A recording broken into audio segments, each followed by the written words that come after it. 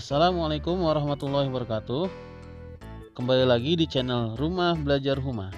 Nah, sahabat Huma, kali ini kita akan membahas materi tentang garis-garis sejajar. Nah, ini materi yang cukup baru, jadi mungkin kalian belum pernah menemukannya ya sebelumnya materi ini. Tapi ini masih berkaitan dengan materi sudut. Jadi ada berkaitan dengan sudutnya sedikit gitu. Nah, yang pertama, apa itu garis sejajar? Jadi garis sejajar itu kalau dua buah garis atau lebih, minimal dua buah garis ya, akan lurus, tidak akan berpotongan. Jadi kalau ditarik garis lurus tidak akan berpotongan. Jadi, nah, kemudian kalau misalkan garis sejajar itu kita tarik oleh sebuah garis.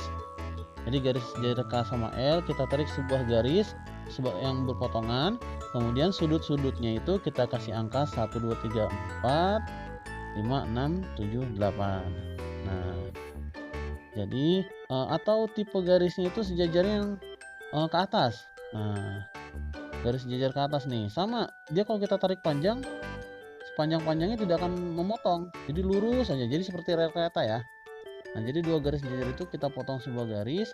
Kalau tadi kita kasih angka, coba sekarang kita kasih dengan huruf juga. Jadi A1, A2, A3, A4, terus B1, B2, B3, B4. Nah, jadi tipenya ada yang sejajar. Jadi bebas, yang penting sejajar. Yang penting ada minimal ada dua garis sejajarnya. Nah, jadi yang kita pelajari dua garis sejajar yang dipotong oleh sebuah garis. Oke. Nah, ada teorema-teoremanya. Jadi ada teorema-teorema garis sejajar. Nah, jadi misalkan tadi sebuah garis K sama L, gambar di sebelah kanan ya, dipotong oleh garis P. Nah, teorema pertama namanya sudut-sudut sahadap. Sudut-sudut sahadap. Jadi sudut sahadap itu jika sudut pada garis sejajarnya posisinya sama atau menghadapnya sama. Nah, kalau begitu nanti besar sudutnya akan sama gitu. Jadi sudut sahadap ciri-cirinya posisinya sama, maka besarnya sama. Nah, jadi sudut 1 sama sudut 5, sudut 4 sama sudut 8, terus sudut 2 sama sudut 6, berarti satunya lagi sudut 3 sama sudut 7. Jadi kiri atas, kanan atas.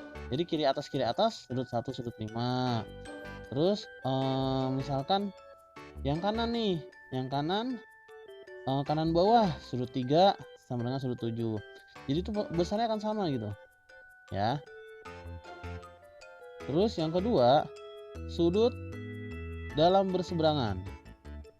Nah, sudut dalam berseberangan, namanya saja ada dalam, terus ada berseberangan. Sudut dalam berseberangan. Nah, bagaimana, seperti apa sudut dalam berseberangan itu? Coba kita lihat. Jadi ada garis K sama L. Nah, di antara kedua garis itu di dalamnya kan ada sudut. Ya, nah dalamnya itu gitu. Berarti yang sudut 4, 3, 5, 6. Jadi nanti ciri-cirinya berseberangan, berarti 4 sama 6, 3 sama 5. Ya, bagian dalam terus berseberangan. Jadi di dalam garis ya, di dalam garis sejajar, terus kemudian nanti besarnya akan sama. Gitu, ingat ya. Posisinya di dalam garis sejajar ya, terus besarnya sama dan berseberangan, jangan lupa berseberangannya.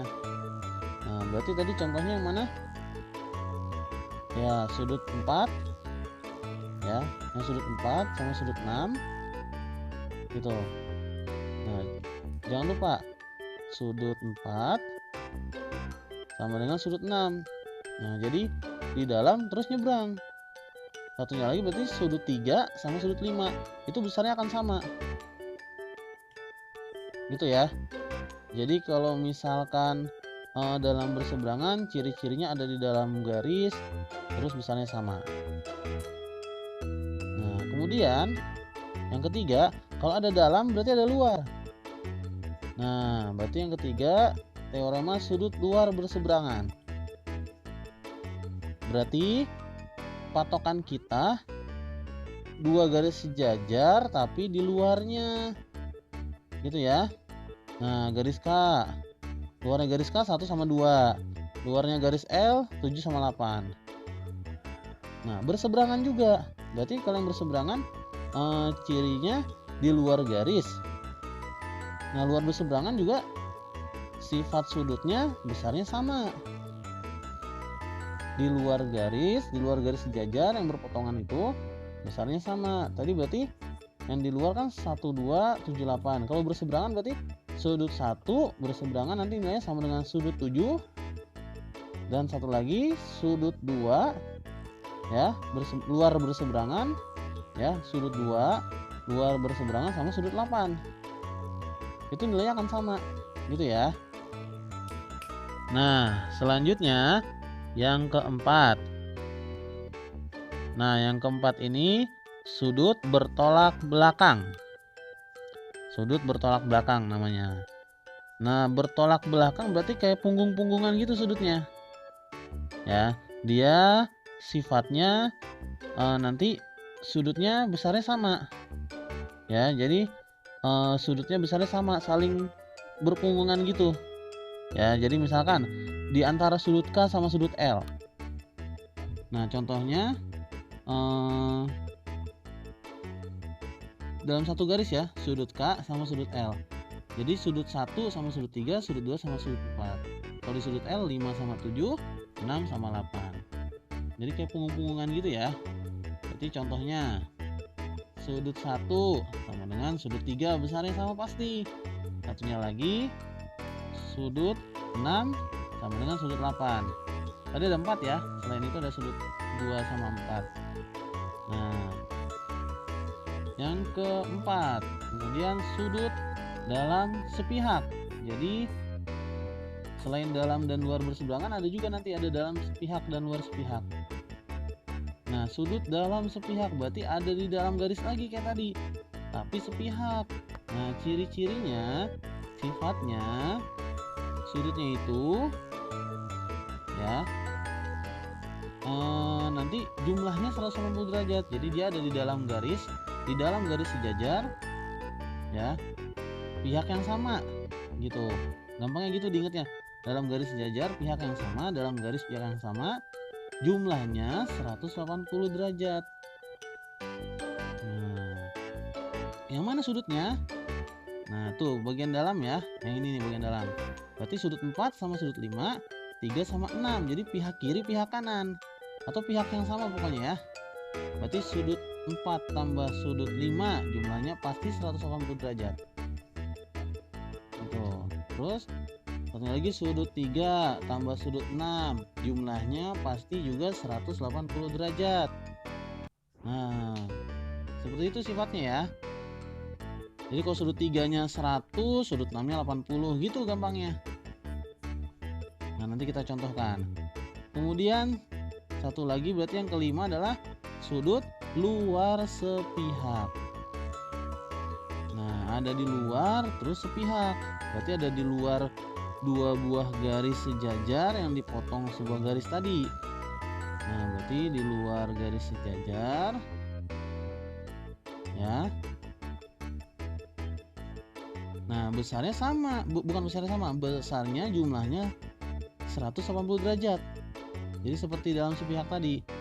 Jadi jumlahnya 180 derajat, tapi dia di luar garis ya. Di luar garis sejajar ya. Berarti yang mana saja tuh? 2 sama 7. Ya, luar garis. 2 sama 7. Nah, terus 1 sama 8 gitu. Ingat ya bagian luar garis sejajar. Garis sejajar tadi K sama L. Berarti bisa kita tulis, ingat jumlahnya 180 derajat. Berarti sudut 1 tambah sudut 8 jumlahnya 180 derajat. Kemudian sudut 2 tambah sudut 7 sama dengan 180 derajat. Nah, seperti itu ya. Jadi kalau sudut 2-nya, kalau misalkan sudut 1-nya 100 sama kayak tadi, sudut 8-nya 80 derajat. Itu pokoknya totalnya 180 derajat. Nah, baik nih, coba dari gambar di samping sebelah kanan ada A1, 2, 3, 4, B5, 6, 7, 8. Tentukan sudut sehadap, sudut luar berseberangan, kemudian sudut dalam sepihak? Coba kita jawab ya. Nah, pertama tentukan sudut sahadap. Tadi sudut sahadap itu apa?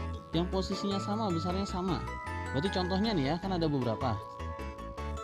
Nah, contohnya A1 sama B5. Kemudian contoh lainnya A2 sama B6. Ya, A1 sama B5 atau A3 sama B7, A4 sama B8. Nah, yang kedua, sudut luar berseberangan. Jadi A1 di luarnya ya, A1 di luar berseberangan sama B7, B6 sama A4. Berarti kalau kita tulis ya, A1 luar berseberangan sama dengan B7, A1 sama B7 ya. Tadi kalau luar berseberangan besar sudutnya sama, jangan lupa. Nah, kemudian satu lagi, A4 sama dengan B6. Jadi nanti besar sudutnya sama itu ya. Kemudian sudut dalam sepihak. Sudut dalam sepihak, ingat tadi berarti bagian dalam terus sepihak. Berarti bagian dalam sepihak itu A2 sama B5, A3 sama B8, jumlahnya 180 derajat. Jangan lupa. Berarti kalau kita tulis A2 tambah B5 sama dengan 180 derajat ya. Dan satu lagi, sudut dalam sepihak adalah A3 tambah B8 sama dengan 180 derajat. Jadi kalian jangan bingung ya, pakai angka atau pakai A sama B itu sama aja. Ya, simbol-simbol dalam matematika jangan dibingungkan. Nah, coba ini kita kerjakan latihannya nomor 4. Kalau pakai sudut A2 60 derajat, berapakah B8, B5 dan A4? Nah, A2 60 derajat dengan B8. Tadi namanya apa? Kalau A2 sama B8? Nah, kita jawab yang A dulu nih ya. Berarti B8 itu hubungannya sama A2 adalah dalam berseberangan. Kan ada di bagian dalam ya. Ya, dalam berseberangan. Berarti artinya apa kalau dalam berseberangan? Besarnya sama. Ya. Berarti besarnya sama. Gitu. Berarti B8 sama dengan A2. Berarti sama dengan 60 derajat karena besarnya sama. Nah, kemudian yang B. B5. B5 di situ sama A2 apa tadi? Dalam sepihak. Berarti jumlahnya 180 derajat. Ya, namanya dalam sepihak. Ada di dalam garis, ada di dalam dua garis sejajar. Terus sepihak, berarti A2 tambah B5 sama dengan 180 derajat. Nah, karena A2-nya 60 derajat, berarti kita tulis 60 derajat tambah B5 sama dengan 180 derajat. Berarti kita pindahkan 60 derajatnya. Berarti B5 sama dengan 180 kurang 60. Nah, kerjakan aljabar ya. Berarti B5 sama dengan 120 derajat. Nah, ingat totalnya karena 180 dua-duanya. Karena A4, coba A4 itu di luar sebelah kiri. Berarti A4 itu berarti bisa ada hubungannya sama apa? Nah, yang C, kita jawab yang C. A4 itu ada hubungannya pertama sama A2. Kemudian A4 sama B8. Kalau A4 sama A2, jadi A4 sama A2 namanya bertolak belakang ya. Kan punggung-punggungan. Nah, A4 nilainya sama dengan A2.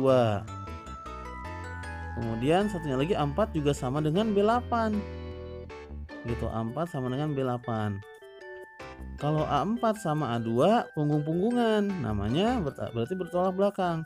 Kalau A4 sama B8 posisinya sama, berarti namanya sahadap. Maka A4 besarnya juga sama, berarti 60 derajat.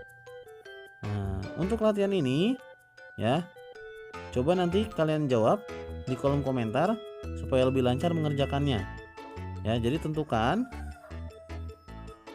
Nah, ada dua pertanyaan nih. Dari sudut A1 2 3 4 dengan B5 6 7 8. Tentukan yang mana pasangan sudut. Nah, tentukan pasangan sudut dalam berseberangan. Yang mana pasangannya? Sebutkan ya. A berapa sama B berapa gitu. Nah, yang kedua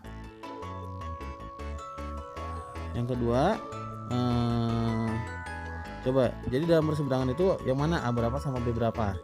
Nah, yang kedua, jika yang mana ya, jika A berapa enakan contohnya, jika A2 atau kita ganti deh, jika perlu enakan A1, jika A1 sama dengan 100 derajat. Nah, pertanyaan mudah nih, kalau A1 100 derajat, berapa besar sudut ya, berapa besar sudut B7? Nah, berapa besar sudut B7? Silakan nanti kalian jawab ya. Silakan kalian jawab di kolom komentar. Ya, mudah-mudahan kalian paham. Jangan lupa di-share ke teman-temannya agar lebih bermanfaat. Ya, assalamualaikum warahmatullahi wabarakatuh.